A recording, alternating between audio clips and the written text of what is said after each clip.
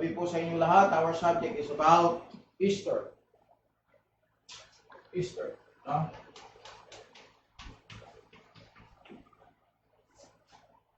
Okay, pagan or Christian. Pagan or Christian. Okay, so yan po yung ating topic ngayon. It's about Easter. Alright, you go to Acts chapter 12 verse 4. Acts 12 verse 4. Ito yung ating magiging topic. Easter, pagan or Christian. Alright, you go to Acts 12:4. See, Brad? Acts 12 verse number 4, the Bible says, "And when he had apprehended him, he put him in prison, and delivered him to 4 quaternions of soldiers to keep him, intended after Easter to bring him forth to the people." Alright, so let's start with prayer. Malayan po tayo, kapatid. Okay, so tayo pong lahat ay magmanalangin.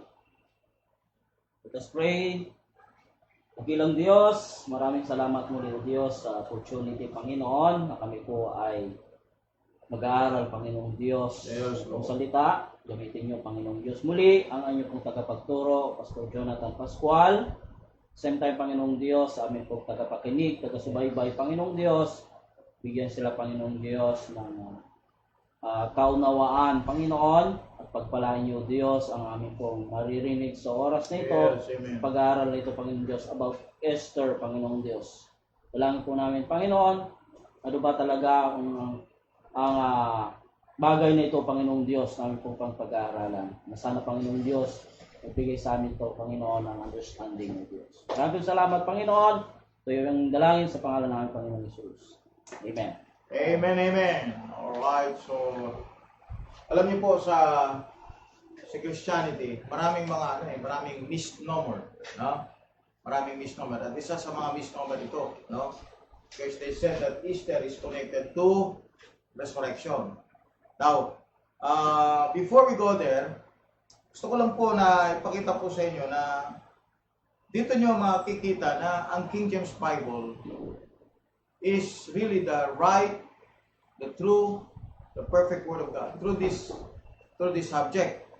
Because lahat po ng mga Bibles, ang ginamit po nilang word dyan sa Acts 12:4 ay hindi po Easter. No?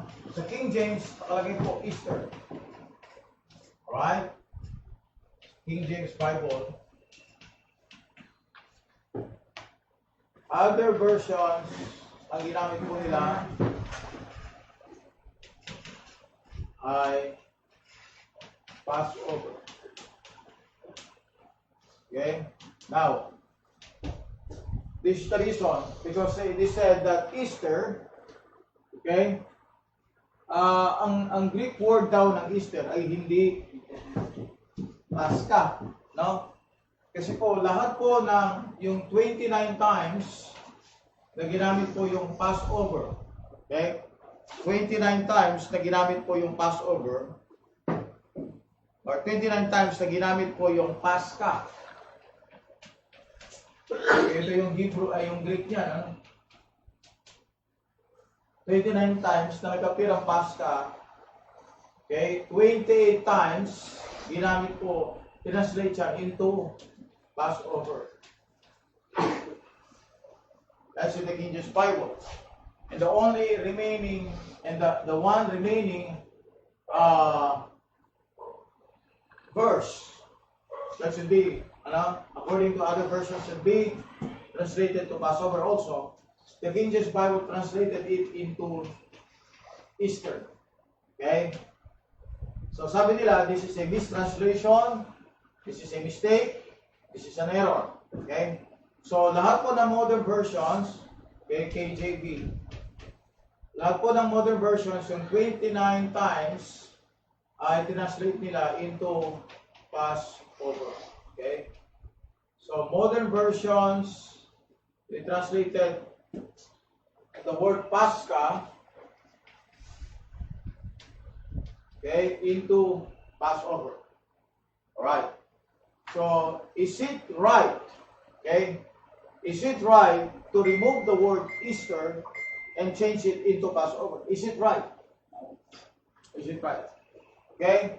So, yung pong nag-iisa na verse, Acts chapter 12, which is Acts chapter 12, verse 4, it came from Pascha, and yet the King James translator translated it into Easter. Now, explain po natin kung bakit po tama ang King James translators dito. At tama ang King James Bible natin. The Greek word Pascha appears 29 times in the New Testament. 28 of those times, the word is rendered Passover in reference to the night when the Lord passed over Egypt and killed all the firstborn of Egypt in Exodus 12 verse 12. Check po natin yung Exodus 12 verse 12. Dito po kasi nagsimula yung Passover, Exodus chapter 12 verse number 12. Okay? So, binibuild po natin muna po yung relationship ng Easter sa word na Pascha. No? Go to Exodus chapter 12 verse 12. Exodus 12, verse number 12, the Bible says, "For I will pass through the land of Egypt this night, and I will smite all the firstborn in the land of Egypt, both man and beast, and against all the gods of Egypt I will execute judgment. I am the Lord." Alright? So that's the word there. For I will pass through the land of Egypt this night, and will smite all, okay? Will smite all the firstborn in the land of Egypt. At ang sabi ng Bible sa verse 11, "And thus shall you eat of it, you eat it, with your loins girded, your shoes on your feet, and your staff in your hand, and you shall eat it in haste. It is the Lord's Passover." Okay? So yung word na Passover, galing po yan sa Exodus chapter number 12. Okay? Now, at that time, Israel was set free from 400 years of bondage. The opponents of the perfect Bible have made much of this translation of Pascha when they come to the word Easter in God's authorized Bible. They think they have found proof that the Bible is not perfect. Fortunately, for lovers of the Word of God, they are wrong. So, yung mga modern version, sabi nila, diyan nagkamali ang King James Bible. Sapagkat nilagay niya Easter na ang word na pinanggalingan sa Greek word ay 28 times na ginamit, translate ito into Passover. Okay? And since Pascha din ang pinagmula ng Easter, sabi nila, that Easter should be revoked and it should be changed into Passover. Kaya lahat po ng mga modern versions, wala kayo makikita ng Easter. Ang King James Bible lang po ang makakakita po kayo ng word na Easter. Kaya tanong dito, tama ba ang King James Bible by saying that the Pascha should be translated into Easter and should not be translated into Passover? So check po natin yan. Now, let's have the background about Easter. Okay? Easter, as you know it, comes from the ancient pagan festival of the female deity. Ng pangalan po niya ay Astarte. Okay? So, ang Easter po ay galing sa salitang, okay, Astarte or Istar. Okay? Siya isang female pagan deity. Okay? The date of this festival changes every year because it is tied to the phases of the moon. Okay? So, nagbe-base sila doon sa movement ng buwan. It is usually held on the first Sunday after the full moon, after the vernal equinox. Kaya mapapansin nyo, yung mahal na araw ng Katoliko, nagbabago. Babago at didepende sila sa buwan. Sapagat mga kapatid, yung mahal na araw ng Roman Catholic Church ay hindi po Christian in origin. Ito ay pagan in origin. Ito po yung Easter ng mga pagan. Okay? At dito po makita natin, itong si Astarte, meron po silang festival of this female deity and they base their phases of the moon. Okay, doon sa date nito. It is usually held on the first Sunday after the full moon, after the vernal equinox. Okay, so what is equinox? Equinox is the time when the sun crosses the plane of the Earth's equator, making night and day of approximately equal length all over the Earth. Alright. So therefore, Easter, pagan Easter, therefore it can take place anytime between March 22 and April 25. Tandaan natin, ha? Ang Easter, it could what? It could take place during March 22 up to April 25. So in between that, okay, magkakaroon ng festival. Okay.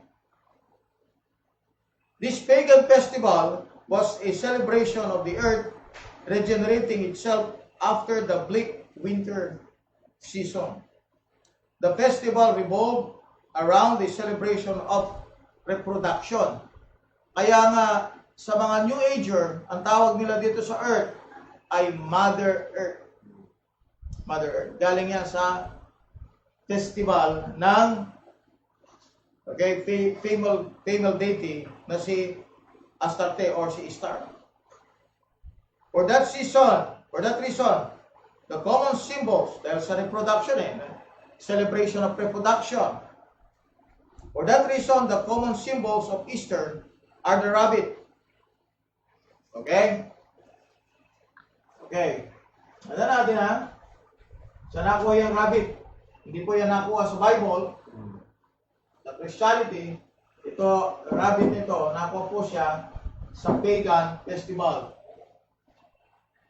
ni Easter na sinaselebrate in between March 22 to April 25. It depends doon po sa phases ng moon.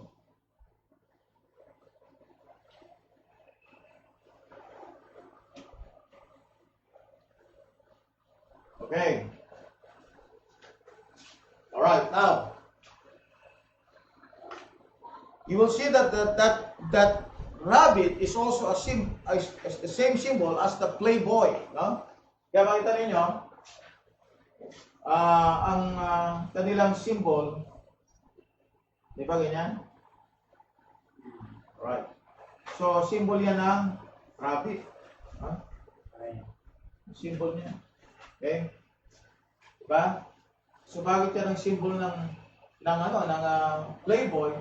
Because it's a female, di ba? Female reproduction. Ang pinag-uusapan sa Playboy magazine, right? Tapos, pakitanong nyo kung bakit rabbit din, because ang goddess nila ay si Easter, which is a fertility goddess. Alright, now, tapos, isa sa symbol nito ay yung egg. Okay, egg. So, kaya bilog-bilog, no? Kaya makita mo, kapag ka-Easter, maraming round. Egg. Okay, look. Eh, bakit egg? Bakit may isang galing yung egg na yan? Bakit tuwing Easter ay may egg? Alam niyo bakit? Because yung goddess na si Astarte ay isang fertility god. So, every time na dumating itong March 22 to April 25, ang in-expect nila, yung tinatawag nilang vernal equinox. Okay, so the egg and the rabbit have nothing to do with the resurrection of the Lord Jesus Christ. Ito kapatid, itong dalawang ito, itong mga eggs nito at Playboy magazines or rabbit, it has no connection to the resurrection of Christ. Paano magiging resurrection niya? Rabbit. Halatang-halata ito, fertility ito. Hindi ito resurrection. So, not resurrection. Ito'y connected sa fertility. Kaya nga ang Easter, okay, binanggit ng King James Bible para paalam sa atin na itong Easter ay hindi Christian holiday. Yeah. Ito ay isang pagan holiday Nagpa-practice na noon pa man ay pinapractice na, sineselebrate na ng mga Romans, and that involves Herod. That involves Herod. Okay? Si Herod. Roman yan, Edomian yan. Hindi po siya Christian. Hindi rin siya Jew. Pagkat ang Jew nagpa-practice ng Passover, pero wala siyang pakialam sa Passover itong si Herod.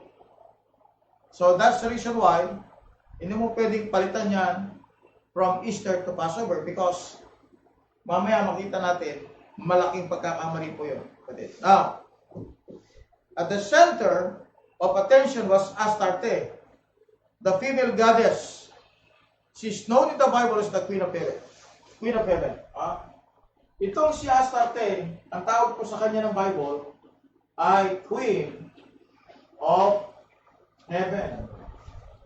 Kung saan, right, itong Queen of Heaven na ito, itong title ni Easter, ni Astarte, ni Star, itong title nito, ito rin yung title ni Mary. Alright?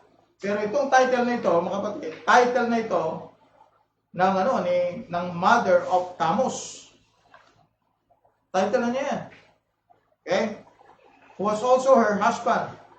The Roman Catholic Church claims that the title of Queen of Heaven for Mary, which is the Lord's mother. Kaya tingnan niyo yung Babylonian belief about Nimrod.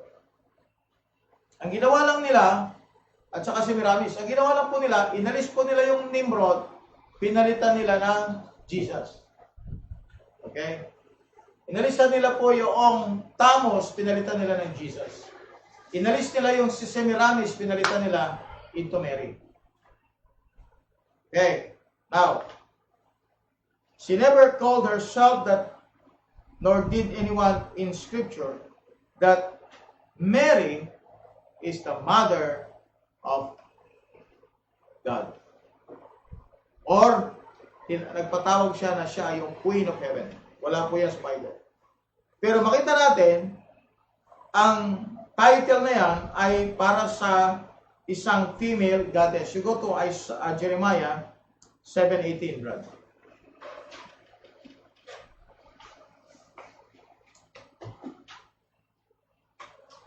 Jeremiah 7:18, the Bible says, the children gathered wood, and the fathers kindled with the fire, and the women lit their dough to make cakes to the Queen of Heaven, and to pour out drink offerings unto other gods, that they may provoke me to anger. See that? That's abomination sa harap ng Diyos. That is worshiping Astarte. You go to Jeremiah 44, verse 17 to 25. Jeremiah 44, verse number 17. Take note nyo na lang po yung mga verses. Jeremiah 44, verse number 17 to 25. Verse number 17 to 25, the Bible says, but we will certainly do whatsoever thing goeth forth out of our own mouth, to burn incense unto the Queen of Heaven, and to pour out drink offerings unto her, as we have done, we and our fathers, our kings, and our princes, in the cities of Judah and in the streets of Jerusalem. For then had we plenty of victuals, and were well of saw no evil. But since we left off the burnt incense to the Queen of Heaven, and pour out drink offerings unto her, we have wanted all things, and have been consumed by the sword and by the famine. And when we burned incense to the Queen of Heaven, and poured out drink offerings unto her, did we make her cakes to worship her, and pour out drink offerings unto her without our men. Then Jeremiah said unto all the people, to the men and to the women, and to all the people which had given him that answer, saying, The incense that ye burn in the city of Judah and in the streets of Jerusalem, ye and your fathers, your kings and your princes, and the people of the land, did not the Lord remember them, and came it not into his mind, so that the Lord could no longer bear because of the evil of your doings, and because of the abominations which ye have committed. Therefore is your land a desolation and an astonishment, and a curse without an inhabitant, as at this day, because ye have burned incense, and because ye have sinned against the Lord, and have not obeyed the voice of the Lord, nor walked in his law, nor in his statutes, nor in his testimonies. Therefore this evil is happened unto you, as at this day. Moreover, Jeremiah said unto all the people and to all the women, Hear the word of the Lord, all Judah, and all the Judah that are in the land of Egypt. Thus saith the Lord of hosts. Hanggang 25 lang yan, brother. Verse number 25. Thus saith the Lord of hosts, the God of Israel, saying, Ye and your wives have both spoken with your mouth, and fulfilled with your hands, saying, We will surely perform our vows that we have vowed, to burn incense to the Queen of Heaven, and to pour out drink offerings unto her. Ye will surely accomplish your vows, and surely perform your vows. Now remember this, kung yan ang title ni Mary ngayon, as Queen of Heaven, hindi po yan bago. Ha? Yung Queen of Heaven na yan, ay walang iba kundi si Semiramis. Later on, tinawag po siyang Isis. Later on, tinawag siyang Istar o Astarte. And Aphrodite. And later on, tinawag siyang Mary. Okay, now, so you will see that she is the mother of Tammuz. This is Esther. You go to Ezekiel 8:14. Kaya makita ninyo, sunrise siya, sunrise. Okay, sige Brad, Ezekiel 8:14. Ezekiel 8:14, the Bible says, Then he brought me to the door of the gate of the Lord's house, which was toward the north, and behold, there sat women weeping for Tammuz. See that? So is that Tammuz? That is the son of Semiramis, and she's also her husband. Kaya makita ninyo na itong Queen of Heaven na ito, connected siya kay Easter. Connected siya doon sa phases of the moon during March 22, April 25. Tinatawag nilang vernal equinox. Okay? Kaya po siya, meron siyang symbol ng rabbit egg because siya isang fertility goddess. Kaya nga si Tammuz, meron siyang birthday. Ang birthday ni Tammuz ay December 25. Ayan. So, maliwanag na pagtugtong-tugtong natin, ha? So, sinong nag-imbento niyan? Para maging, celebration ng tinatawag nilang Christian celebration. Sino nag-imbento? Eh, di walang iba kundi yung Roman Catholic din. Okay, so mamaya, pakita natin kung bakit tama ang King James Bible na ilagay ang Easter rather than Passover. Okay, now, so these perverted rituals would take place at sunrise on the first morning of the Easter festival. Pag-ibasa muli, Brad, Ezekiel chapter 8, verse 13 to 16. Kaya kung sino man po ang nagsa-sunrise service, or early morning service, after yung tinatawag nila Holy, Black Saturday, di ba? Pag mahal na araw, pag Lenten season, sasabayan niya ng mga Kristiyano mga born again Christians. Basic. Kung ano yung gagawin ng mahal na araw ng Roman Catholic, sasabayan po nila yan. Every morning. Oo. Sinasalubong. After the Black Saturday, and then you will see, sasalubong lahat ng Christian. That includes the born again Christians. But bakit sumasabay sila sa Katoliko? Kasi yun daw yung pagkabuhay muli ng Panginoon. Kaya tatawag nilang Easter Sunday. Pero hindi alam ng mga born again Christians, hindi yan ang resurrection ni Kristo. Okay, makita natin mamaya. Okay, kita natin yung mga dates na yan. Okay, you go to Ezekiel 8 verse 13 to 16. Ezekiel 8, verse number 13 to 16, the Bible says, He said also unto me, Turn thee yet again, and thou shalt see greater abominations that they will do. Then he brought me to the door of the gate of the Lord's house, which was toward the north, and behold, there sat women weeping for Tammuz. Then said he unto me, Hast thou seen this, O son of man? Turn thee yet again, and thou shalt see greater abominations than these. And he brought me into the inner court of the Lord's house, and behold, at the door of the temple of the Lord, between the porch and the altar, were about 25 men with their back toward the temple of the Lord, and their faces toward the east, and they worship the sun toward the east. There you go. They worship the sun. Amen? So ito, nag-worship sila saan? Sa sun. They worship the sun. Remember the Baal worship? They all worship? They are worshiper of the sun. Yan. Kaya makita ninyo, sunrise. Bakit sunrise? Kasi they are worshiper of the sun. So it is not connected to the resurrection. I-research mo sa Google, makita mo, pag sinabi mong Easter, ang idudugtong nila, resurrection. Easter is not connected to resurrection. It is connected to the pagan holiday of Easter. Okay. It was celebrated by the pagans for centuries before Jesus was ever born. Celebrated na yan. It wasn't until many years after the death, burial, resurrection of Jesus Christ that this pagan holiday called Easter was superimposed. Sinama po siya. Yan po ang ginawa nila. Yung pagan Easter, ginawa po nila na yung resurrection ni Kristo, pinag-isa nila. Okay? So, Easter was superimposed over the Christian church celebration of the resurrection of the Lord. Ayaw niya? Okay?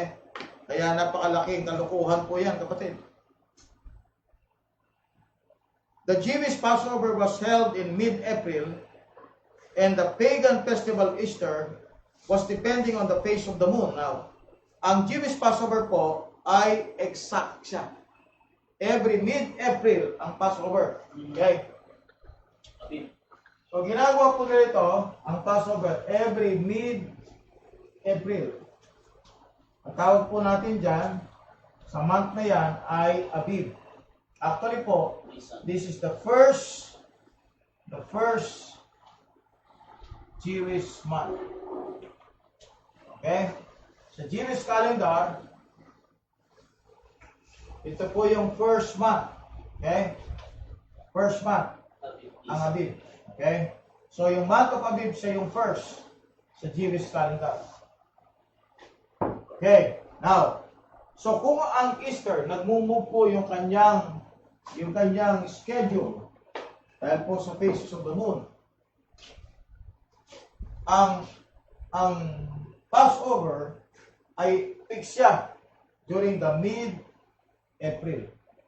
What is April? That is Abib. This is the first month in the Jewish calendar. Okay. So, nakukuha niyo na po pagkakaiba ng Passover sa Easter. Okay. Now, Herod was referring to the pagan Easter festival in Acts 12:4. Basahin natin ulit. Acts 12:4. Acts 12:4, the Bible says, And when he had apprehended him, he put him in prison and delivered him to 4 quaternions of soldiers to keep him, intending after Easter to bring him forth to the people. Yan. So, sa verse 2, pinatay po si James. Then, ang next naman po ay si Peter. At ipiprepare po siya para sa Easter. Now, Easter and Passover, okay? Easter and Passover are not the same. Bagaman pareho po sila ng Greek word, pinagkuhanan, but they are not is saying. Okay. The King James Bible, 1611, is truly the very word and words of God, for it is the only Bible in print today which has the correct reading in Acts 12:4. Okay. Now, why so? But naniniwala po tayo ng King James Bible, siya lang po ang may tamang reading. How do we know that Herod wasn't referring to the Jewish Passover in Acts 12:4? Paano natin papatunayan na si Herod hindi siya nagre-refer sa Passover? He's referring to the Easter. Okay.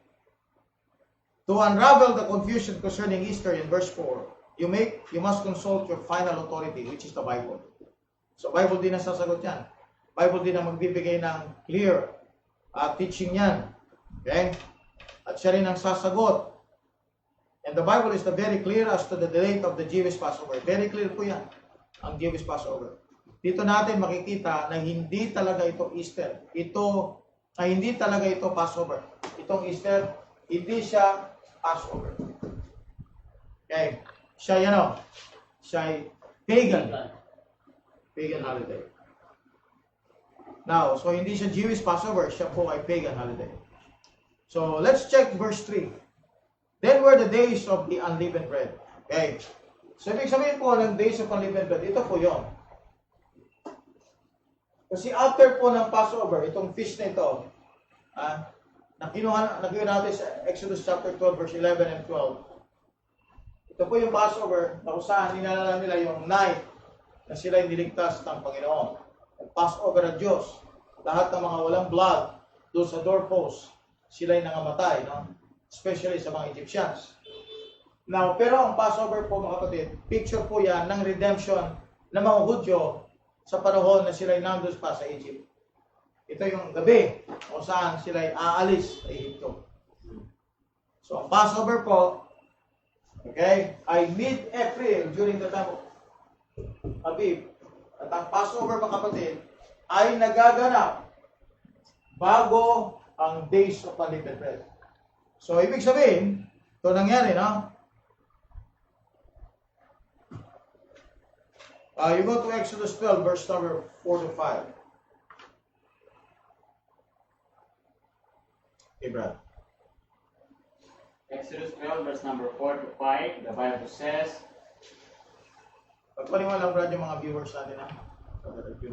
And if the households be too little for the lamb, let him and his neighbor next unto his house take it according to the number of the souls. Every man according to his eating shall make your account for the lamb.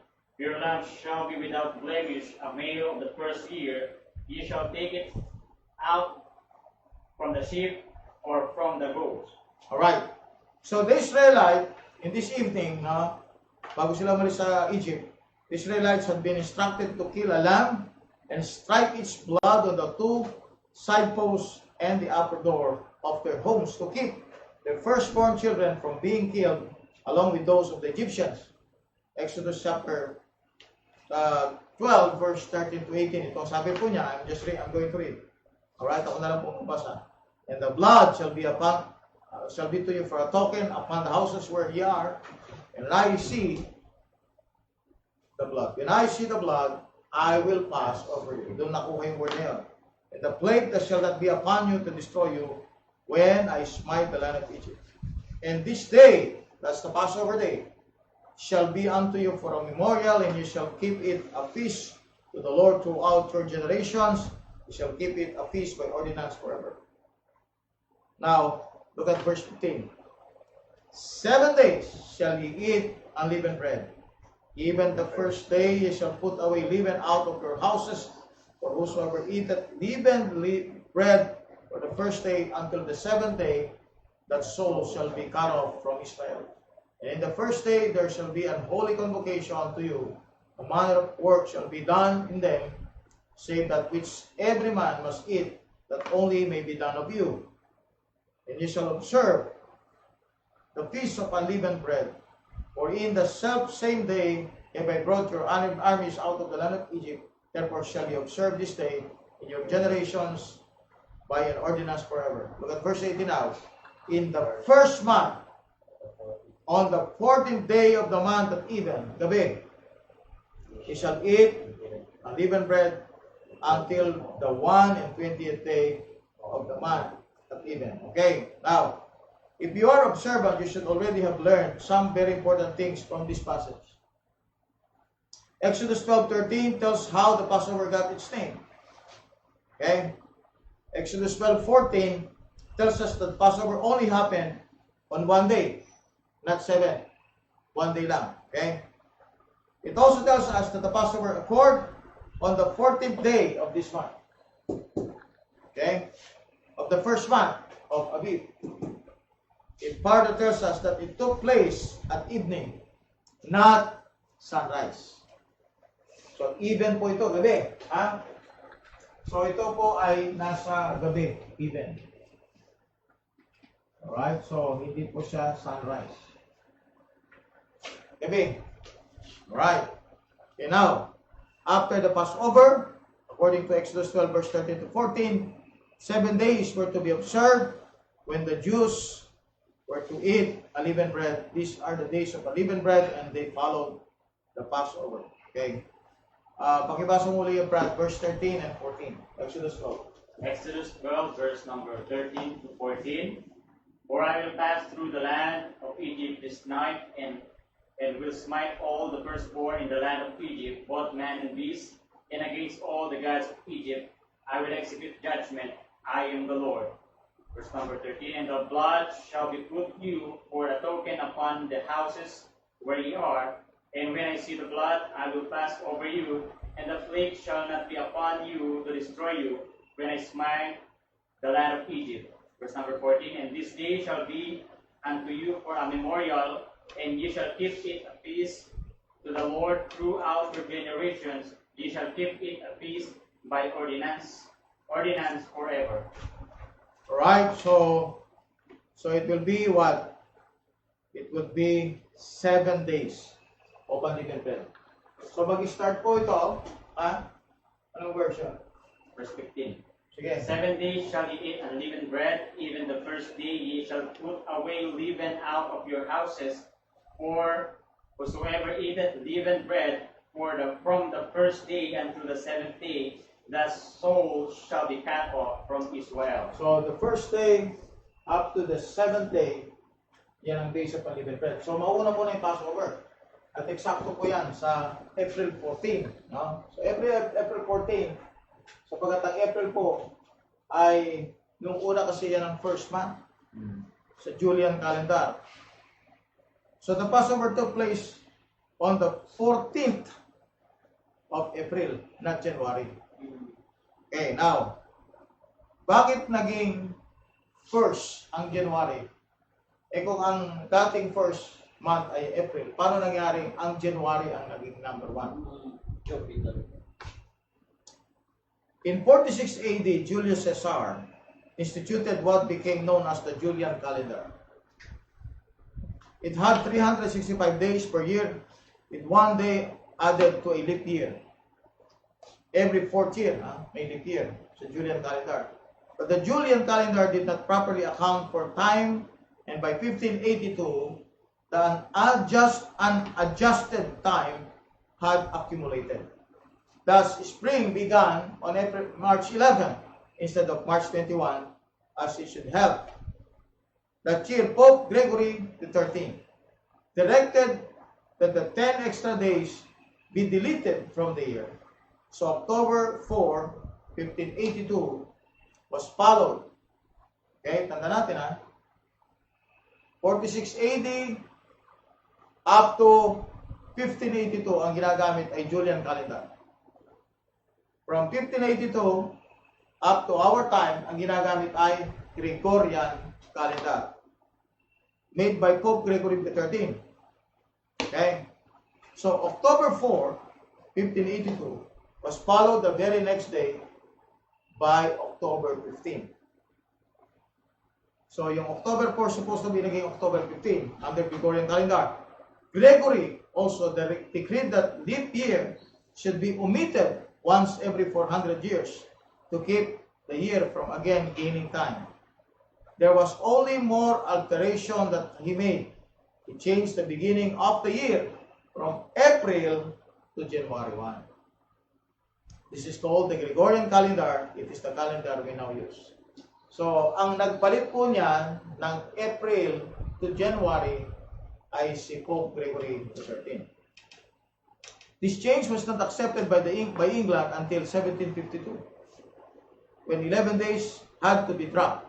Thus, when the King James Bible was issued in 1611, the year still began on April 1. April 1 pa rin. Kasi ang England, hindi niya tinanggap yung change. 1752 po yan, nung nagbago. Okay. In France, people who refused to accept January 1 as the beginning of the year, pag ayaw mo tanggapin na itong January 1 siyang beginning ng taon, yung pinaka-New Year natin, di ba? And stuck with April 1, ang tawag sa'yo, ayan o, April Fools. Pag pinipilit mo na dapat April, ang tawag sa'yo, April Fools. Okay? Ha? That is how April Fool's Day got its name. April Fool's Day. So then in Exodus, the first month of the year was April, not January. Okay. Only the Jews called it Abib. The month the Jews called Abib was called what we call April. So it is corresponded more with the mid-March. Okay. It corresponded more with the mid-March to mid-April, but it was the first month of the year. This is exactly what you are told in Exodus 13:4. Pakibasa, Exodus 13:4. Exodus 13 verse number 4, this day came ye out in the Mount Abib. See? Mount Abib. This day came ye out in the Mount Abib. Here it explains that the month Israel left Egypt was called Abib. Abib was to be the first month of the year for the Jews and also for the Roman world at the time of Acts 12 was written. So nung nasulat po sa Acts chapter 12, okay, ang mga nangyari, na first of all, yung pagkapatay kay James, at pagkatapos yung pong susunod na mangyayari kay Peter, sinulat po ito, this is Abib pa rin. April pa rin po ang New Year. Right. The day for the Passover was April 14, and the days of unleavened bread went from April 15 to 21. Kaya nga po, eksakto April, sapagkat po ito po yung ginagamit po nila noon. Nagbago lang, naging January. Okay. Now,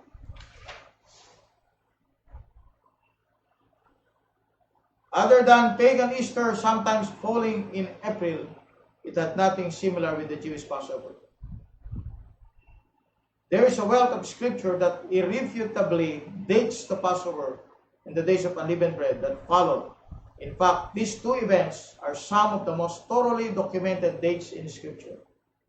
Look at how clearly Leviticus makes its case, no? It lays out the plan for the Passover and the days of unleavened bread. Leviticus 23, verse 5 to 7. Brad. Leviticus 23, verse number 5 to 7. The Bible says, in the 14th day of the first month at even is the Lord's Passover, and on the 15th day of the same month is the feast of the unleavened bread unto the Lord. 7 days ye must eat unleavened bread. In the first day ye shall have an holy convocation. Ye shall do no servile work therein, but ye shall offer an offering made by fire unto the Lord 7 days. In the 7th day is a holy convocation. Ye shall do no servile work therein. Right. Numbers 28, verse 16 to 18. Numbers 28, verse number 16 to 18. 16 to 18, the Bible says, and in the 14th day of the first month is the Passover of the Lord, and in the 15th day of this month is the feast. 7 days shall unleavened bread be eaten. In the first day shall be an holy convocation. Ye shall do no manner of servile work therein. Right. Okay. So, kung lalagyan natin ng pansin pa kapatid, marami pang verse involved dyan. So, maliwanag po na ang Passover is the 14th day, the 14th day, and the 15, 16, 17, 18, 19, 20, because these are days of unleavened bread. Ngayon, balik na tayo. Marami pa tayong supposed to be bubuksan, but let's go back. Tanda natin, ang Easter is a pagan festival. It's not connected to the Jewish Passover. Okay? Now, kung nyo makita, it was Herod. It was Herod who said this, no? Actually, siyang nagsabi nito, no? Alam natin, Herod is not Jew. So, meron siya pagan. Verse 4, and when he had apprehended him, he put him in prison and delivered him to 4 quaternions of soldiers to keep him, intending after Easter to bring him forth to the people. So, ibig sabihin, utos po ito na itong si Peter, papatayin siya after Easter. Now, tanong, okay? Ano yung eksaktong lugar ng after Easter? Ano yung eksaktong panahon ng after Easter? Look at verse 3. And because he saw it pleased the Jews, he proceeded farther to take Peter also. Then were the days of unleavened bread. Ibig sabihin, ang Easter, hindi dito. Ang Easter, either dito or dito. No? Within this bracket, within this duration, within this time frame, dito po nangyari ang Easter. So therefore, kung ilalagay mo yung Easter dito, gagawin mo siyang, okay? Gagawin mo siyang Easter ito. Ay mali na. Ang Easter po, kapatid, walang connection sa Passover. Walang connection sa resurrection. Okay? So, the passage tells us that, okay, it's evening. Secondly, ang Passover, kapatid, ay mangunguna muna bago magkaroon ng days of unleavened bread. Noong, sabi ng Bible, noong pinatay niya si James, sabi sa verse 3, because he saw it pleased the Jews, he proceeded farther to take Peter also, then were the days of unleavened bread. Nung pinatay niya si James, kapatid, at nag-isip siya ng plano para kay Peter, ang isip niya po ay after Easter. At ang Easter dito siya naganap. Kasi bakit? Ito ay days ng unleavened bread. Ang Easter dito naganap because naganap siya during the days of unleavened bread. At sabi ni, tatapusin ko muna yung Easter bago ko siya patayin. So madalit salita, ang Easter, kapatid, ay after ng Passover. So hindi siya pwedeng Kaya pag pinalitan mo yung Easter, ginawa mong Passover, na ulilitaw, ito mangyayari. Okay? Papalitan mo siya ng Easter, ito mangyayari. So verse 3, because he saw it pleased the Jews, he proceeded farther to take Peter also. Then were the days of unleavened bread. Tumatak muna yung unleavened bread, days of unleavened bread. And when he had apprehended him, he put him in prison, delivered him to 4 quaternions of soldiers to keep him, intending after Easter. So sa madalit salita, kung ang Passover tapos na at ongoing na ay yung days of unleavened bread, ibig sabihin, ang Easter, kapatid, ay hindi dapat palitan at papalitan mo siya ng Passover. Wrong po yun. Sapagkat ang Passover, kapatid, ay hindi Easter. Sapagkat ang Passover tapos na noong binanggit yung Easter. Kasi days of unleavened bread na eh. Okay. So, okay. So, sa sunrise, doon magkakaroon ng pagan festival. So, maliwanag po that every time na nagkakaroon ng Passover, ang kasunod po ay Days of Unleavened Bread. Maraming salamat sapagkat nagkaroon ng close and open parenthesis. At dito binanggit po those are the days of unleavened bread. Ibig sabihin, tapos na yung Passover. Bakit? Kasi days of unleavened bread na yun. Diba? So, ang Easter ay hindi siya Passover. Siya pagan holiday. Pagan. So, ang ibig sabihin nito, tama ang King James Bible natin. Amen. Mali ang mga modern versions. Big lie. Mali din yung mga nagsa-celebrate ng Easter. Bakit? Sapagkat wala itong connection sa resurrection, lalong-lalo na walang connection ng itlog sa resurrection ni Kristo. Wala pong connection ang playboy sa resurrection. Wala ring connection ang rabbit sa resurrection. Okay. Wala ring connection ang sunrise sa true Christianity. Okay? At bakit po tuwing Lenten season, doon naman tayo sumasabay sa kanila. Sinasabay natin sila. At yung ating Easter, kasabay ng Roman Catholic Easter. Supposed to be, hindi tayo involved. There is no Easter for us Christians. It's pagan holiday. Alright. So that's all, folks. Amen. Hopefully that you understand this. Ating study about Easter. Yes. Amen. So shout out po sa ating po mga taga-subaybay. Shout out to Brother Ednar Garculio, Sister Mayo 18, Pastor Bon Hawk KGB, Sister Joy, Brother Mike Abito, where ka na?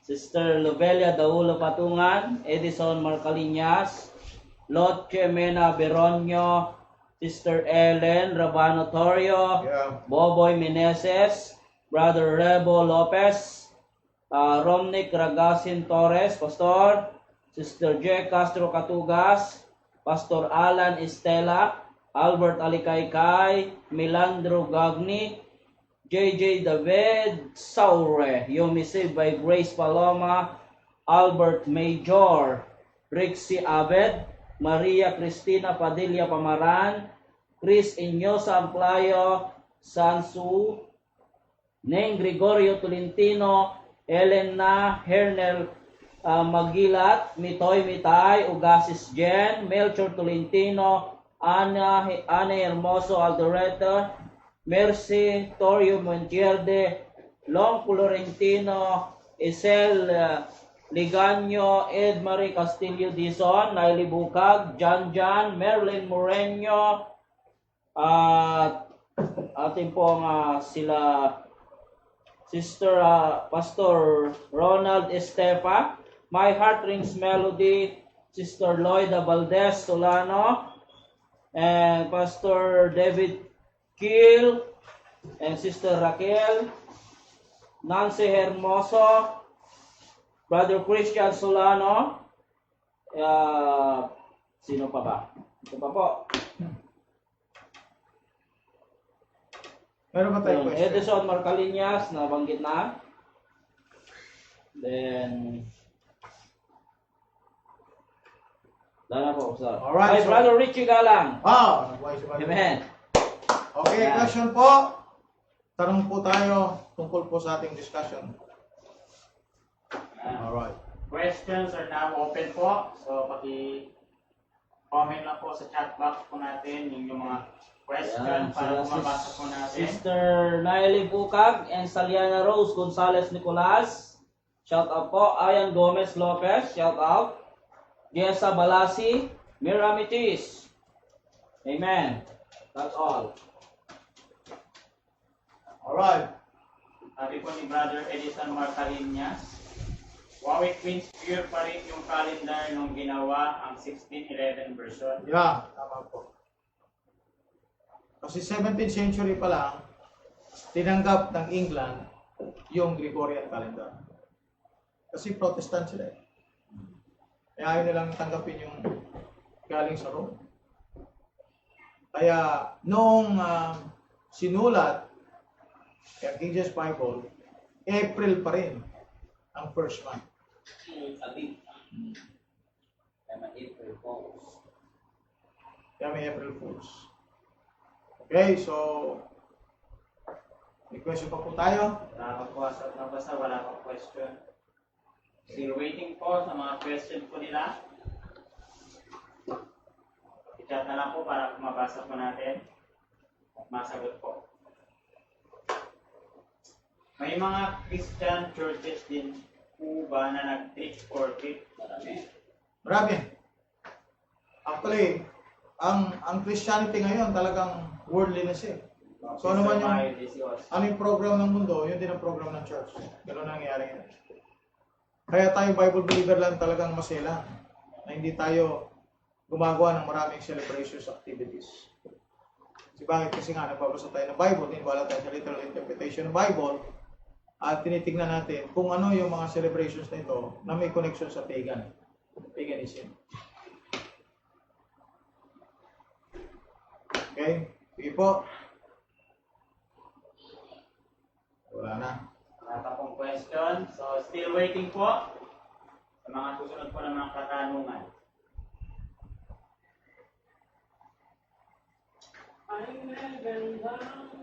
Alright. So, yung mga questions po natin ay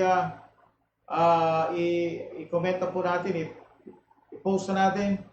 Kung wala pong question, then we will going to adjourn the meeting. Okay? Yeah.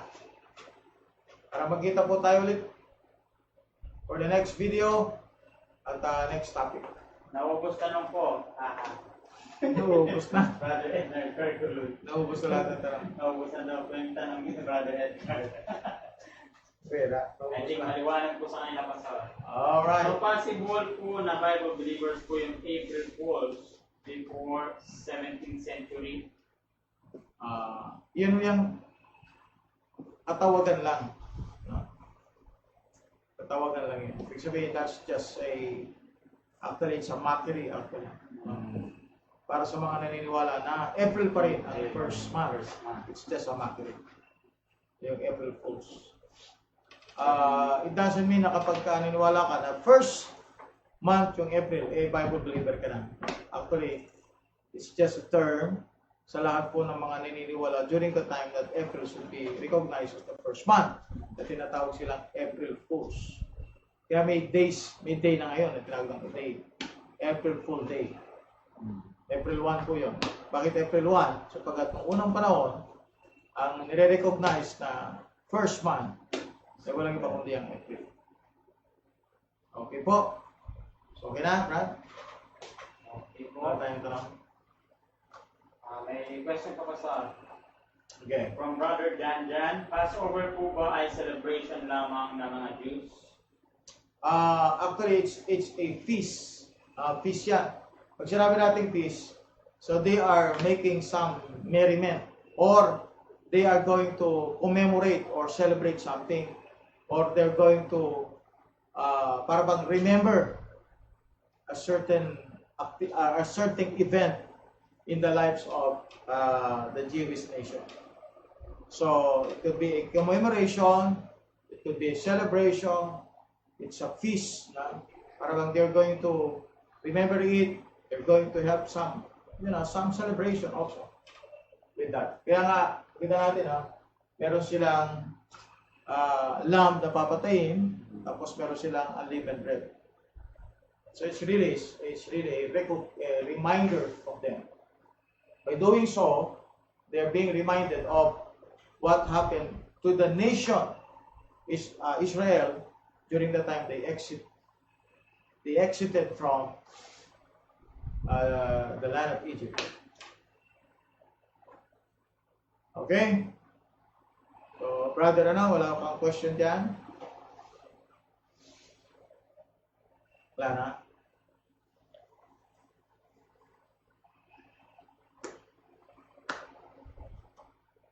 Okay. Tanong ko lang, Pastor, may gawain po ba kayo dito sa San Pedro, Laguna? So, Minando, Gabi.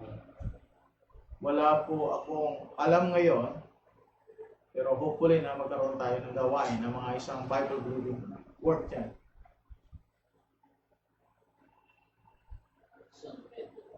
Thank you po, Pastor. Alright, so let's pray, Brother June. Okay, tayo po'y manalangin. Dakilang Diyos. Muli, Panginoon, marami pong salamat po, Diyos. Kaalaman, O Diyos, muli na iyo pong binigay sa amin, Panginoong Diyos. Nailatag muli sa amin, Panginoong Diyos, ang katotohanan about Esther, Panginoong Diyos. Lord, hiniling po namin, O Diyos, na may share po ito at malaman, Panginoong Diyos, ng sambayan ng Pilipinas, Panginoong Diyos. Ang buong mundo, Panginoon, ng lahat ng nagse-celebrate, Panginoong Diyos, ng Esther, Panginoong Diyos, na ito po ay pagan, Panginoong Diyos. Ito po ay wala sa katotohanan, Panginoon. Lord, dalangin po namin, O Diyos, na ang ito po ay malaman ng mga Kristiyano, O Diyos. At salamat, O Diyos, sa karunungan, Panginoon, na binigay niyo po sa amin, O Diyos. Na lubos po namin naintindihan, O Diyos, ang bagay na ito, Panginoon. Pagpalain niyo po ang tagapakinig, lalong-lalo na, O Diyos, ang mga kasama po namin na bago sa amin pong Real KGB believers. Dalangin po namin, O Diyos, na sila po'y magpatuloy na mag-tune in, Panginoon, sa ganitong pag-aaral, Panginoon Diyos. At lalo po silang lumalim, Panginoon, about po sa inyo pong salita, the King James Bible, Panginoon Diyos. Marami pong salamat, O Diyos. Salamat, Panginoong Diyos, sa kalakasan na inyo pong binigay sa amin, Panginoong Diyos. Lord, pagpalaan niyo po ang bawat isa po sa amin, at ito po ang aming dalangin sa dakilang pangalan ng aming Panginoong Jesucristo. Amen. Amen. Amen. Amen. Praise the Lord for that. Okay, please like, share, and follow our Facebook page. And please subscribe with our YouTube channel. Once again, good morning, good afternoon, and good evening. Real KGB believers, now signing off.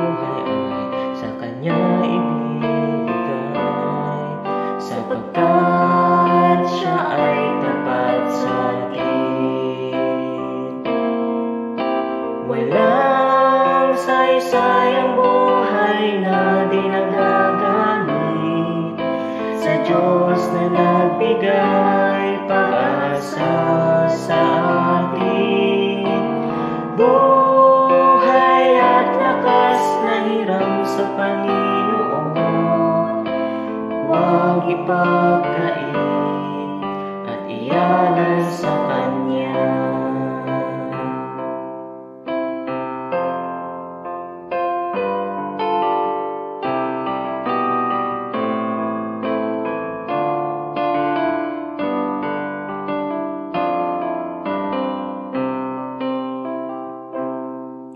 Tayo ay naligtas dahil sa Kanya.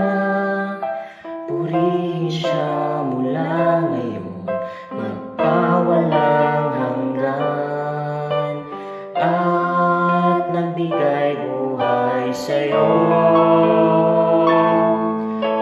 Walang saysay ang buhay na ginagagamit sa Diyos na nagbigay pag-asa sa atin.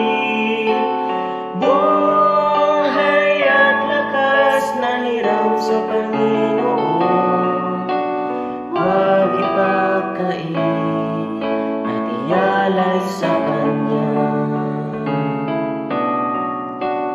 Huwag ipagkait, huwag ipagkait, huwag ipagkait at ialay sa Kanya.